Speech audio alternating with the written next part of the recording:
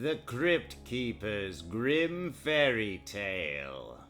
Because I have received such a flood of requests, one the editor's mother-in-law, I have decided to tell you another infantile insanity. After careful and intense research, I have discovered the true facts behind the grim fairy tale about the princess who slept all those years. You know, the one called the Sleeping Beauty. Once upon a time, long, long ago, in a kingdom far away, even further than Brooklyn, maybe, there stood a castle completely surrounded by a high impenetrable... It was a thick growth of brambles, all thorny and whatnot. And to this castle, completely surrounded by the the stuff, came a prince. Pardon me, my good man, what place is this? Huh?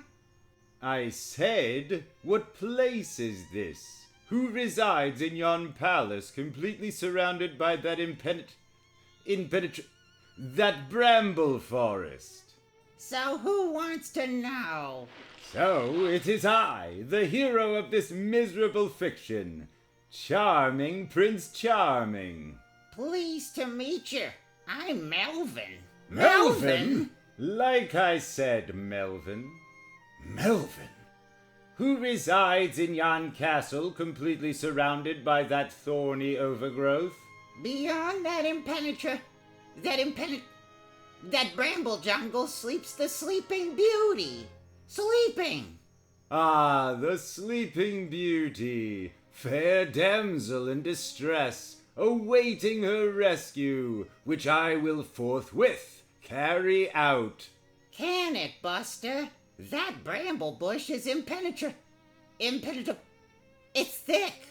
Fear not, my good man. I, Charming Prince Charming, will hew my way through that growth with this. Zounds! Gazooks! Jiminy and crickets! A solid gold-plated Boy Scout knife! Which I obtained by tearing off the top from a large-sized giant and sending it along with my name and address. The doity crooks! They never sent me mine! Tell me, my good man, what is the legend of the Sleeping Beauty? Dig the square! He don't know the legend! Why does the Sleeping Beauty sleep? What a creep! Everybody knows the story of the Sleeping Beauty! So how should I know? Isn't it true, my good man, that many years ago a king and queen lived in that castle? It figures. And the king and queen wanted a child, very badly. It figures. And finally the queen presented the king with a bouncing baby girl. Catch, Irving.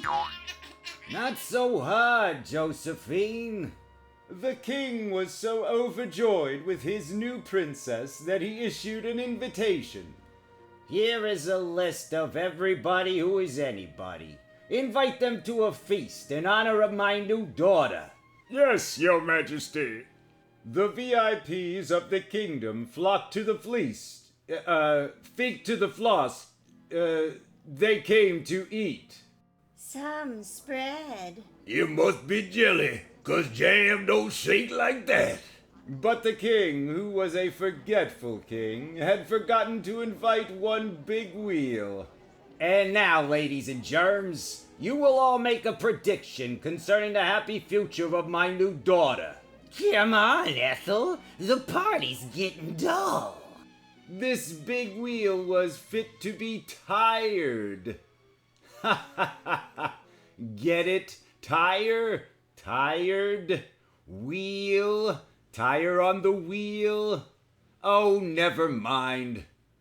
Anyway, this big wheel rolled in at the height of the festivities. You want a prediction, King Irving? All right, I'll give you one. The princess will die on her 18th birthday. Everyone at the feast was shocked at the prediction of the big shot who wasn't invited. Dig the creep. Always clowning. Come on, scram. Gate crasher. But a thoughtful VIP calmed the horrified gathering by putting in her 2 cents. On her 18th birthday, the princess will not die, but will go to sleep. Oh, come on, Ethel. This party is getting real dull. Until a charming prince will arouse her with his kiss of love. He'll hug her, and kiss her, and hug her, and kiss her, and... All right already! And so it came to pass that the baby princess grew up to become a luscious chick that anybody would want to hug and kiss. Tomorrow is your 18th birthday, child. Listen, Dad, I'm no child. I'm a grown woman. Look at me. Look. Listen, woman. Tomorrow is your 18th birthday. Now I want you to stay in your room. Nobody sleeps around here. Look at me. Look.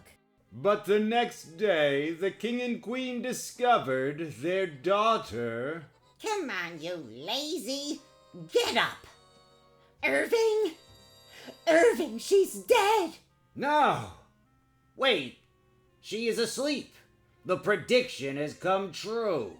Look, Irving. Outside the castle. Brambles have grown up overnight, creating an impenetrable... a thick wall of thorns. How will we get out? How will the delivery man get in? We'll starve. What about my business? The prince stood before Melvin, clasping and unclasping his solid gold-plated Boy Scout knife.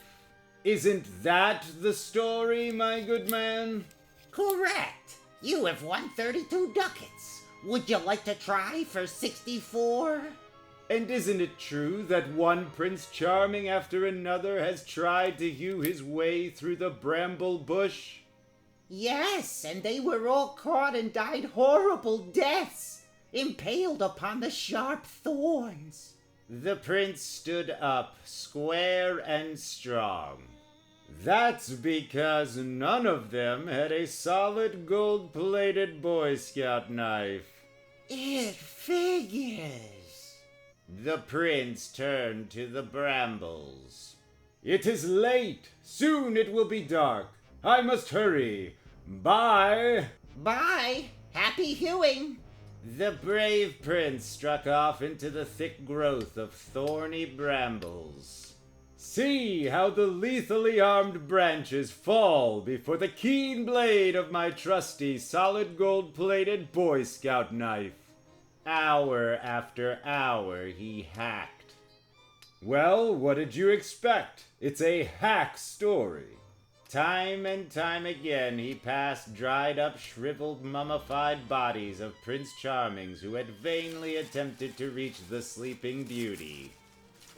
The sun was just beginning to set when charming Prince Charming reached the castle door. One more hack and I'll be through. Editor's note. One more hack yarn like this and we'll all be through. Finally, the prince swung open the castle door. Sleeping Beauty, I am here. Breathlessly, he rushed from room to room. Sleeping Beauty, where are you? And then, the Sleeping Beauty, sleeping. Charming Prince Charming stood before the sleeping Beauty. Man, what a beauty! Slowly he bent and kissed her. Outside the sun had set. The Sleeping Beauty fluttered her eyelids, opened her eyes. It is I, Sleeping Beauty. I have rescued you. The Sleeping Beaut sat up.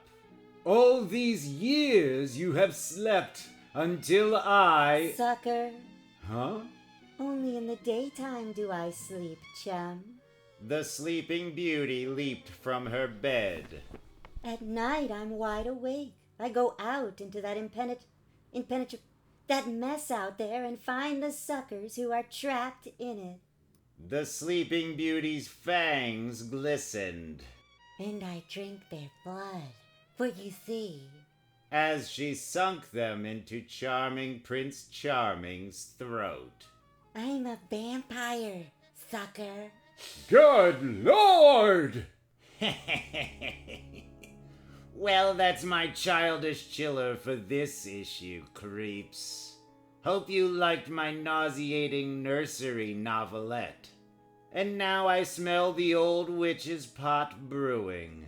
The old gal is waiting to feed you foul fare and wind up my reek rag. So I'll be shoveling along. Ready, hold nose, eyes, rise.